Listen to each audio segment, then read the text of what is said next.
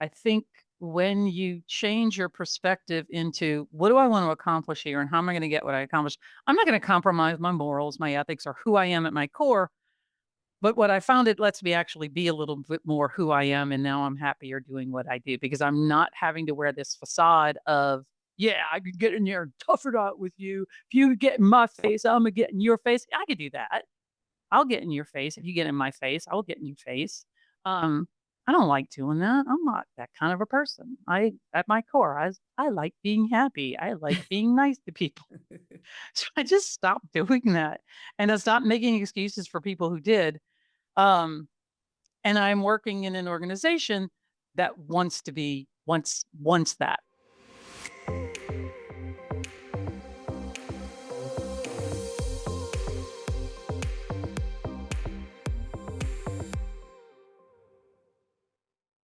Welcome to our shiny new podcast called Breaking Ground Women in AEC Leadership.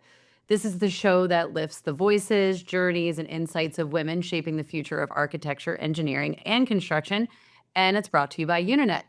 If you're in the AEC space, you know how critical it is to keep your projects on time, your teams aligned, your pipeline growing, and your finances in check. That's where Unanet comes in with project-based ERP solutions, CRM solutions, and an AI growth suite built specifically for AEC firms. I'm your host, Rhianna Dempsey. In each episode, we will connect with professionals across the AEC industry to share real stories and, more importantly, hard-earned wisdom. At our core, we believe that a strong, diverse workforce drives innovation and success, and that women are essential to building the future of AEC. And I am super excited today to introduce our guest, and that is Jenifer Navard. It is great to see you, Jenifer. Hey, Rhiannon, how are you doing? It's Friday, yay! It is Friday, yes. It is very exciting. You're one of our inaugural episodes, Yeah. so excited to have you here today. This is a new thing for me too. I've never done one of these before, I don't think. So You we'll see really what happens. haven't? You speak at Not a like all the podcast. conferences. How do you not? Yeah, I speak Wow. everywhere, but I don't, I don't think I've been on a podcast, but maybe not. Well, here we Maybe go. so. Well, Here we go. now, yeah. Well, before we dig in, I want to just give our listeners kind of an eagle eye view of your experience so they get to know who you are. So, you have over 40 years of experience in business and financial management, from auditing with one of the top 5 public accounting firms through financial accounting for SEC firms and the management of mid-sized companies. And since you started at EskewDumezRipple, did I say that correctly? Yes, EskewDumezRipple. Okay, If you say good. it really fast, people like ask me what, and you're like, no. Good. Everyone says my name is Rihanna, so I'm very Yeah, cognizant of pronunciation. yeah, So, it's fine. and so since you started there in about 2003, you've led the firm to its highest level of profitability since its inception in No. 1989, while maintaining and enhancing the firm's transparent, collaborative, creative environment. So that's pretty impressive. And thank you so much again for Well, being here today. well, you're welcome. It's a great team. Yeah, this worked in a bunch of different industries prior to this one: healthcare, oil and gas, school buses, Oh, children's clothing, men's leather belts. Uh, we need another podcast to talk about your so, various lives. and had a bunch of adventures in many of those different industries. And when I found this space, it was I found the most comfortable space for me because I love creative people. I am not overly creative myself. I am creative in the way I approach what I do, I think, but Yeah. I'm not a musician or an artist. And architects, particularly at heart, are artists. So I Yes. find that incredibly engaging. It does mean you need to approach what you do very differently than if in something that's just a business. Um, but they're all really smart, the engineers and the architects, because I do consulting in this space also, and I get to meet a lot of people at a lot of different types of firms. And universally, they're really, really smart. They're some of the nicest people I have ever worked with. They care so much about doing things well and doing them the right way and being responsible. It's just inherent in this industry, I think, because of what we do. So it's been really fun for me to be part of that. And My role is to help us get where we want to go. You can define what a CFO does in an organization a million different ways. The way I define it is our team says we want to go here. My job is to help us get there. That's the best Because description of a yeah. CFO that I've heard, actually. Yeah, that makes totally If you distill it down to its core essence of what I am here to do, that and I bring a special set of skills to help do that as part yes. of that leadership team. So I do what I do, they do what they do, and when we work in our best selves and we work really well together, we get there, and that's so satisfying and engaging. So you can tell Well, I like and what I do. speaking of getting there, is there a project that you all have worked on that you're particularly proud of that you'd wanna highlight? So many. One recent project that has won national awards is the Thaden School in Arkansas. And it's in Bentonville, and it was a design, a project that the Walmart, the foundation they have, supported. And it's this amazing school that really works to help kids learn on all the different levels. And they were really interested in creating an environment where children can learn in different ways and have a broad education. And we did the uh, the dining hall. They call it meals. They have meals and wheels, some other fun names. And it's this beautiful space, and you walk in it, and having never worked in architecture, and really didn't think about architecture till I came here. I didn't really understand the difference between what it feels like when you walk in a space that was designed thoughtfully, and it's a beautiful. Not only is it beautiful, you feel good when you walk into it. You can't, Yeah. as a non-professional, and I can't always tell you why I feel that way, but when you walk in, you're like, I like being here. I feel good about being here, and that place, I think, is just so special because these are students, and school can sometimes be a pretty boring, "Yeah, I don't wanna be here." And that can help you be engaged and happy to be there, then the building's done its job. So that's one I'm super proud of that we were involved with, and it's really cool. Well, that sounds amazing. And how so you talked a little bit, I mean, you had a lot of different background before coming, like, how kind of just talk about your career path a little bit and just how'd you end up here? Yeah. So, I did very well in university, graduated magna cum laude. I was the outstanding business school graduate in accounting. And then I got the dream job that an accountant gets with the firm Arthur Anderson. They've Oh, yeah. since they have a history. Yep. And I started doing that job, and then spent about 6 months and went, I hate this. I hate everything that I'm doing every single day. This is boring.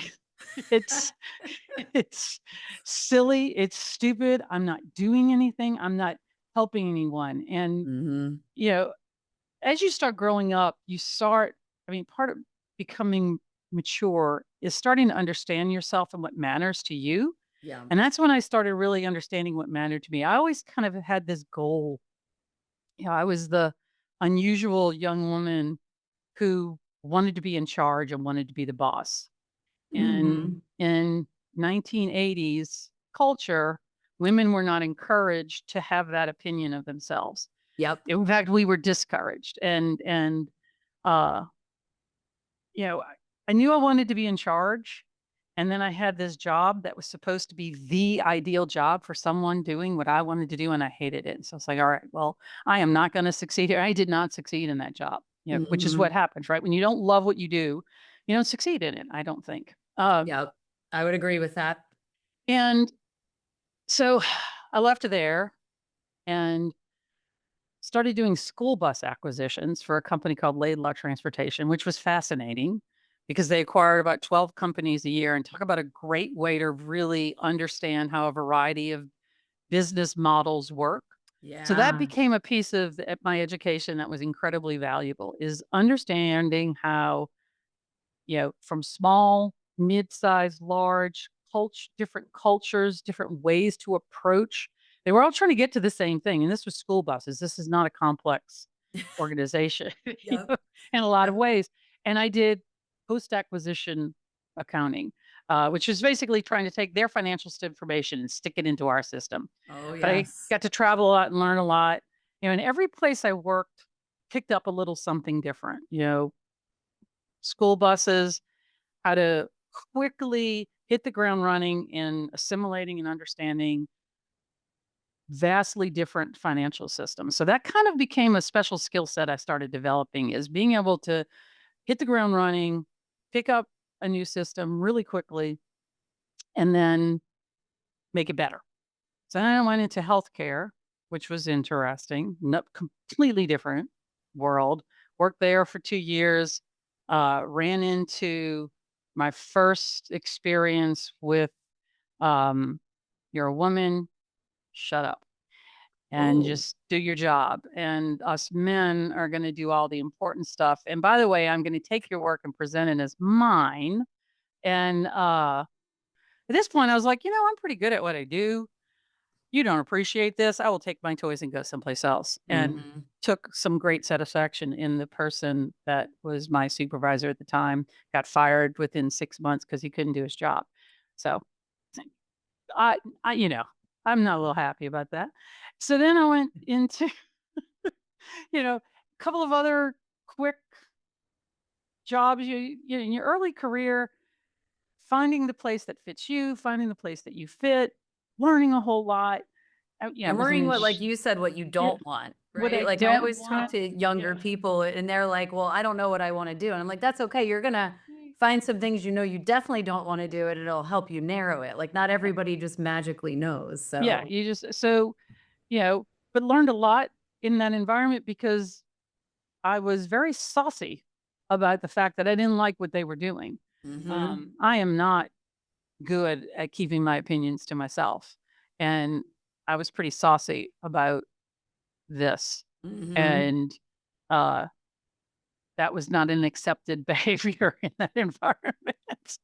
So so let's just move on from that. So then I worked for a company that was in the process of going bankrupt. Learned a lot about how that works. Mm. Then I went into insurance where I got to see what happens in the finance world.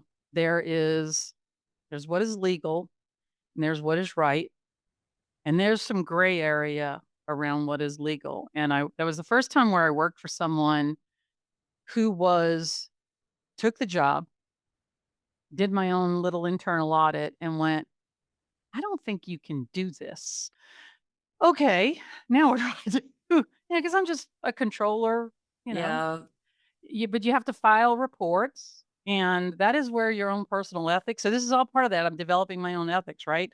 That yeah, was the first place where my ethics were challenged. So I had my, who I am, and do I stay true to who I am and my opinions and how I think things should work, and getting credit for my own work. And now it's how far are you willing to go over the line? I am never comfortable because my personal philosophy is, why would you ever want someone managing the finances of your business who is willing to cross the line? mhm.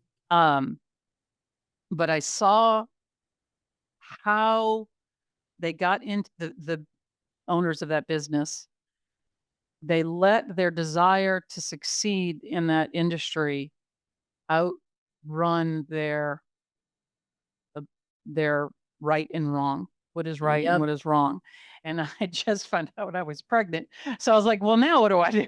Oh, So the wow. state kept me on because, one of the things in accounting, um, there was a that I did learn in Arthur Anderson was always have what your CYA file, and it's cover your Yep. file.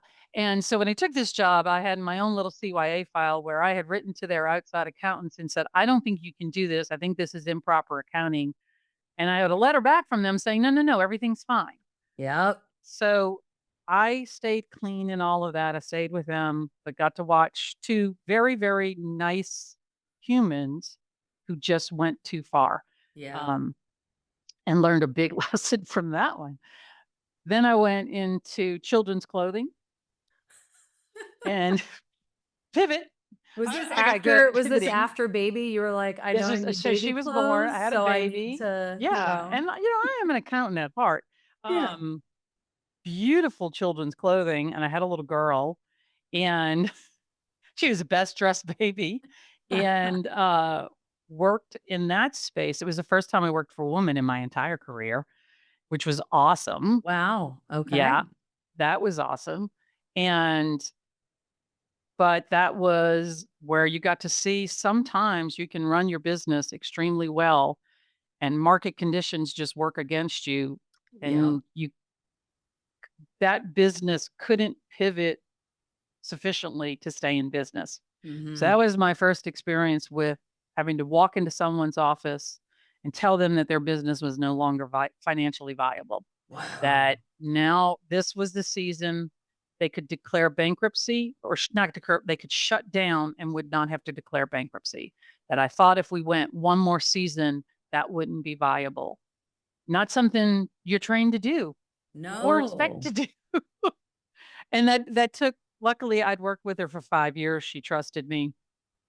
Well, and, it's funny, like, I took a lot of accounting, finance just through my Yeah. general business degree, and they don't teach you, yeah, like, the skill set of, like, you might have to have that kinda conversation with Yeah. someone and that has worked really hard, and that's a really tough position to be in. You don't think about that from you think CFO numbers, Yeah, black just and white numbers, and you're like, spreadsheets, "No, right? you're the person who says, 'Can we survive?'" You know, Yeah. sometimes, or, "No, we can't survive." If Wow. and because her personal assets were securing the business loans. So Oh, that just put a little more pressure, you know, as a yeah. young woman, particularly to that's not an easy thing to walk into someone's, because it just got to the point where I was like, This doesn't work anymore. And Yeah. if you don't do it now, you're going to lose everything." And so thankfully, she was able to unwind her business and shut it down. Didn't didn't have to declare bankruptcy. Was able to negotiate everything with the bank and get out of that intact. So that was something I was very proud of. Very sad, and I didn't like what we had to do, but it worked well. Yeah. Then I went to a company that where am I now? I'm probably mid-30s. They told me to try to keep this to 30 minutes, so I don't know. I don't know where we're So gonna I'll end try up and here. accelerate. Then I worked for a company very shortly where it was toxic, so I didn't I left. And I worked for a coffee company, Ooh, okay. which was really fun and interesting. Actually, the man who owned that company had someone call me to their office. Not anyone who worked for his company. He told me he wanted me to do my job as director of finance, but didn't want me to actually make decisions. I was like, "Okay, I'm out. I'm Yeah, just like tapping out. That's all tapping it out." took. And so I met with Alan Eskew and Mark Ripple. The found Mark Alan was the founder of the company.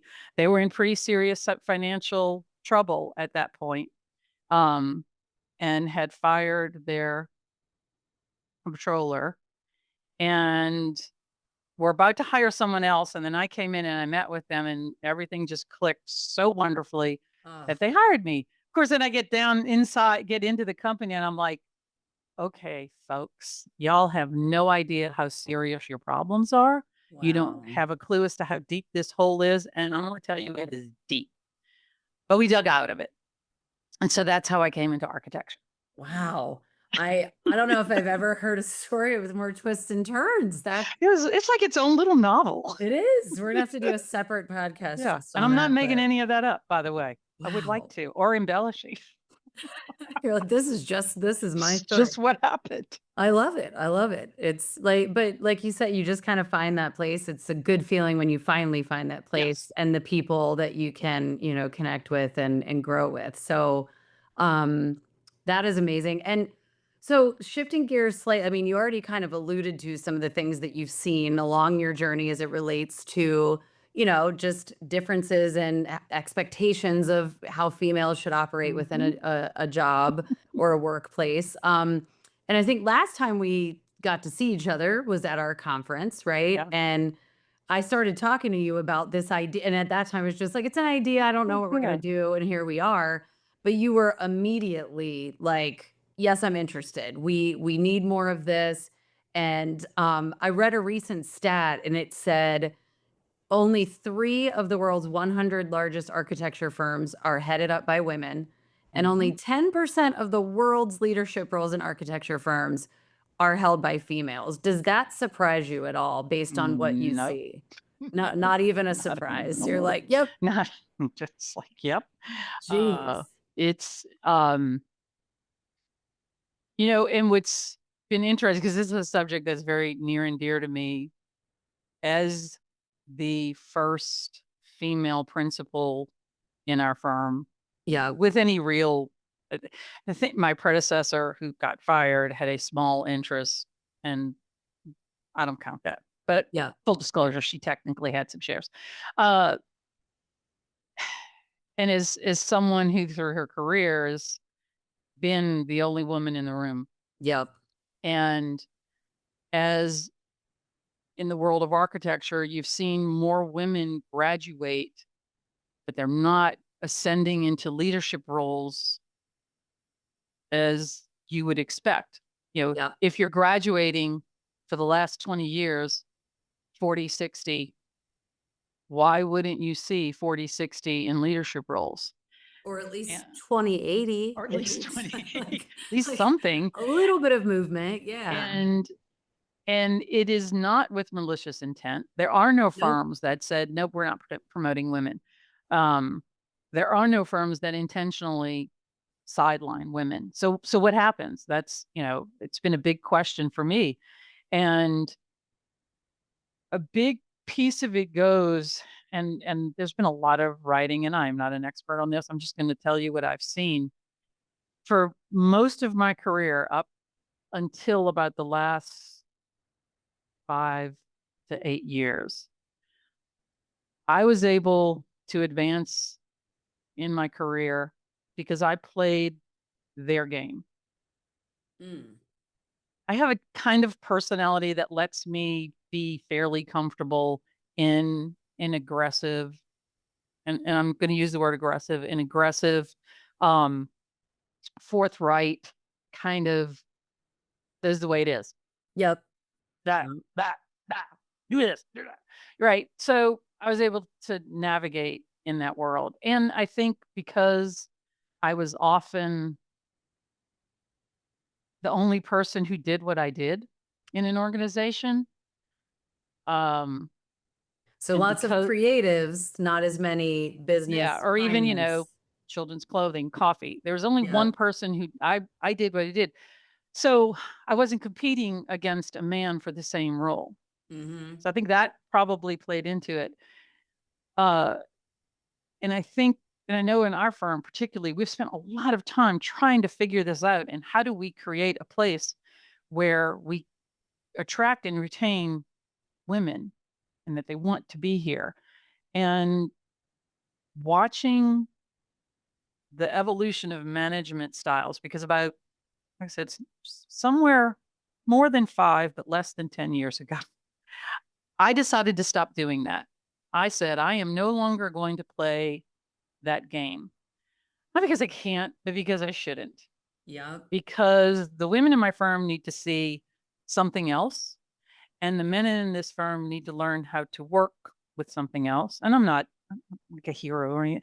It's just I stopped making excuses when a man didn't behave appropriately. And I'm not talking about any bad stuff. I'm just talking about the way they worked with people, right?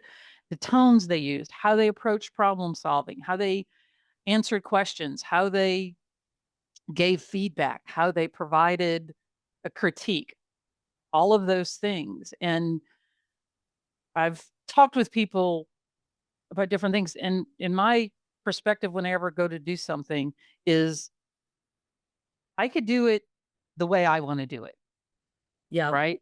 I'm the boss. I could do it the way I want to do it, which is kind of a mentality, but it's almost never going to get me what I want. I care more about getting what I want than about doing things my way. So I think when you change your perspective into what do I want to accomplish here and how am I going to get what I accomplish, I'm not going to compromise my morals, my ethics, or who I am at my core. But what I found, it lets me actually be a little bit more who I am, and now I'm happier doing what I do because I'm not having to wear this facade of, "Yeah, I could get in there and tough it out with you. If you get in my face, Imma get in your face." I could do that. I'll get in your face. If you get in my face, I'll get in your face. Um, I don't like doing that. I'm not that kind of a person. At my core, I like being happy. I like being nice to people. So I just stopped doing that, and I stopped making excuses for people who did.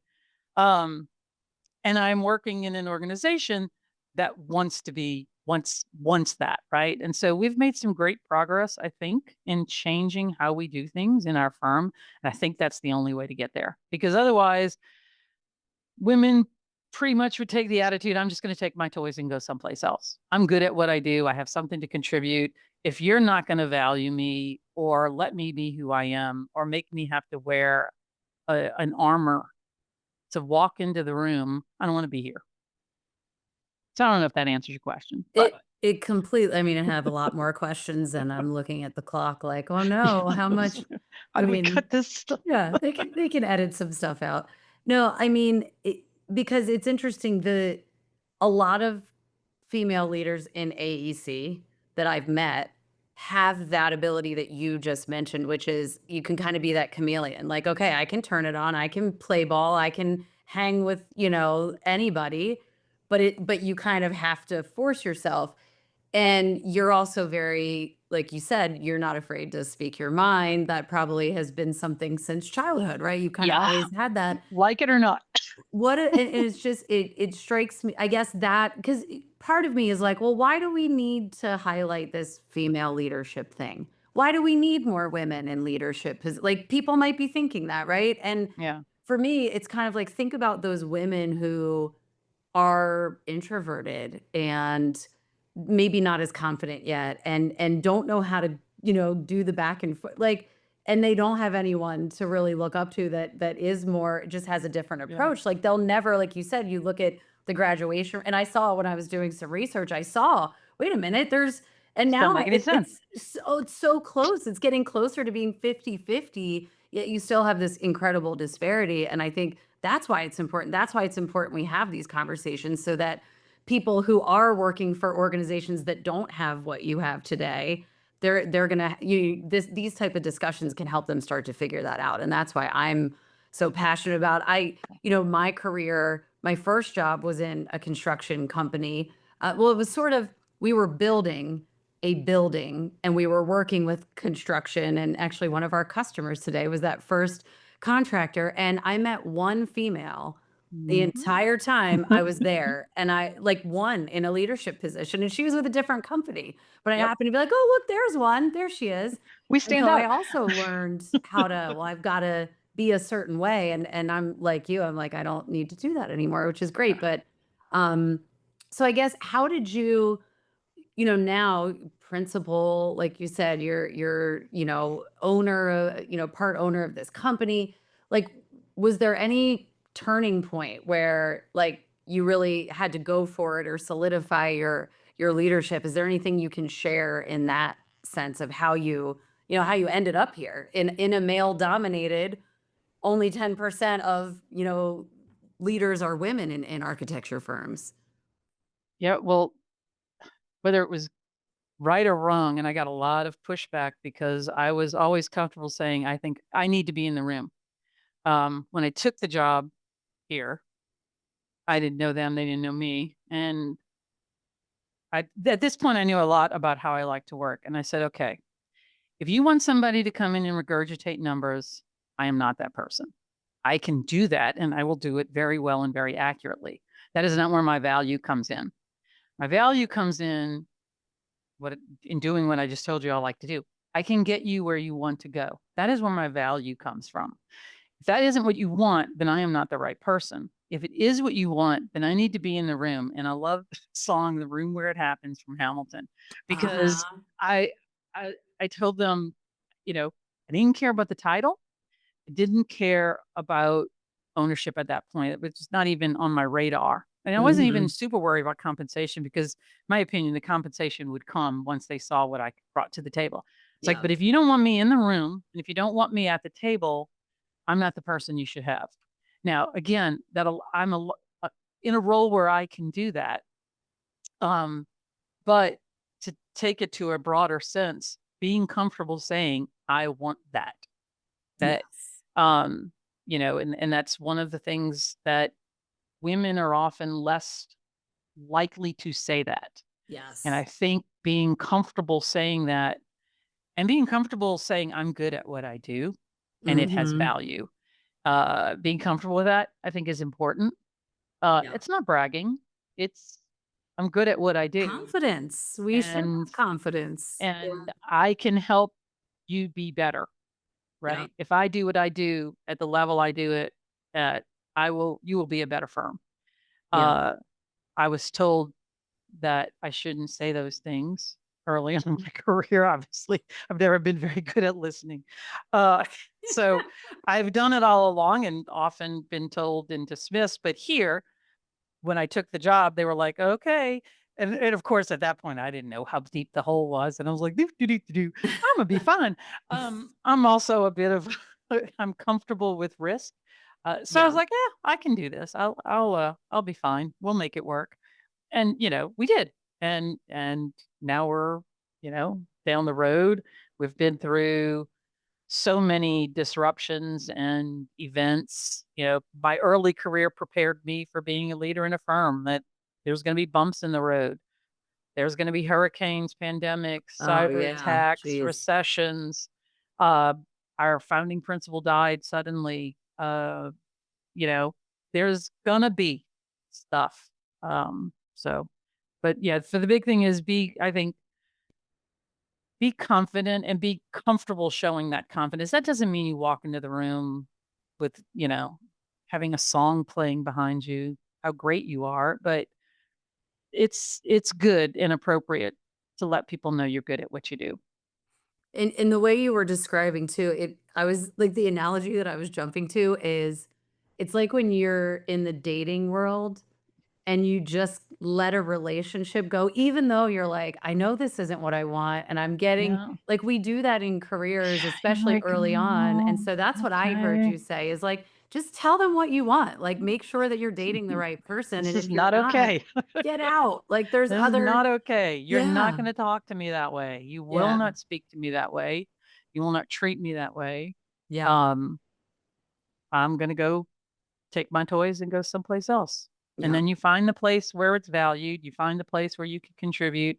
And that's been my goal for the last 10 years is to kind of change my perspective in, as you mature in your career, a piece of our responsibility is making sure there's room for the people coming behind us and modeling yes, that and making things better for them. And so I'm a huge proponent for pay equity and pay transparency.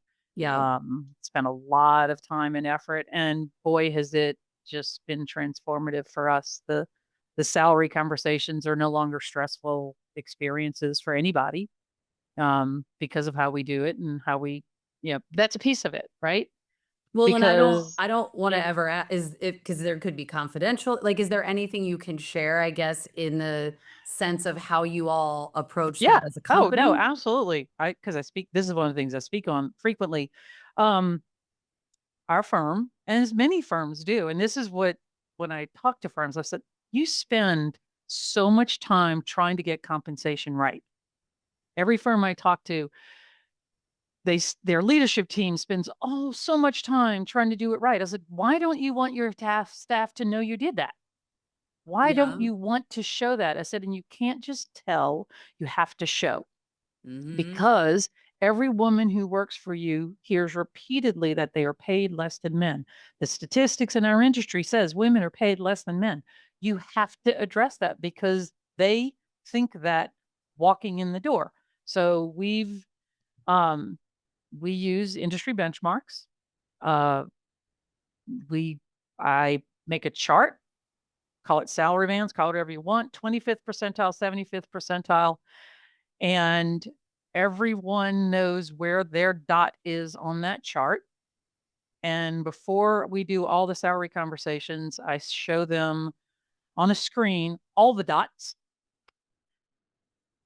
and I anonymize it as much as I possibly can, but I want them to see every one of you is a dot in here, and I want you to see that not everybody is right in the middle, and they shouldn't be, Yeah. Yeah. because we use kind of a 1 to 4 scale to decide where your dot should be, and that's how we determine people's salaries. It's so much less stressful, so much less time consuming. There's so much trust that we build up when we do that. And, my favorite thing to do is to tell somebody, hey, we brought you in. You've been here for a year. You should be higher up on this chart because this is how we say you're performing. So we're giving you a really big raise. Are you okay with that? That's that's the great part of the That's the CFO, great part. right? But Yeah. it's also you start having the right conversations, and I'm a big advocate for having the right conversations. If someone isn't paid what they want to be paid, I can use this because it's a simple chart. Salaries up here on the vertical graph, years of experience on the horizontal, the benchmarks. Here's your dot. If you don't like where your dot is, let's talk about what you need to do to move your dot. Yeah. If you don't know like where we've placed you, the conversation isn't, is your number right? The conversation is, what are you contributing that says you should be higher on, what would we be looking for? That's the conversation you should be having. And so it's been incredibly productive doing it that way. I love it. So any last, I mean, you've given a lot of nuggets along the way, but any sort of, advice that you would give to Yeah. women entering into the AEC space? Uh, Final you know, parting words. Final parting words. Uh, You work with a bunch of really nice, kind, good people at heart. Let them be good and kind, and stay good and kind, and everybody else will be happier. You can have a few jerks out there. We just need to get rid of them. That's my honest. We just It's as I simple don't as that. I no longer tolerate that. I was like, you're not gonna, and I am fortunate. Um, being an accountant, that was that. But when you ask for pivotal moments, the moment I walked into a room because of my role, I know what everybody makes, and I knew what I was making compared to the other people in the room with me. And there was a day where I said, "Someone needs in this room needs to explain to me why I don't make as much as you." And they And just that's the looked, mic drop. and then That's I the just mic went, drop right there. I love yeah, that. and I was just like, "I don't understand it. Somebody's got to explain it to me." And they couldn't, I'm guessing. And so they just gave me a raise. That is a fantastic story. I love it. I love it. Um, well, thank you so much. This was fun. I know we could do this for at least 2 hours, in Yeah. my opinion. Um, so I just have to say to our listeners, thank you for listening to Breaking Ground, Women in AEC Leadership. And if today's episode resonates with you, be sure to follow, leave a review, or share it with someone in your network. And if you have your own story to share, please send us an email. Our contact information is available in the podcast bio. Until next time, keep breaking new ground.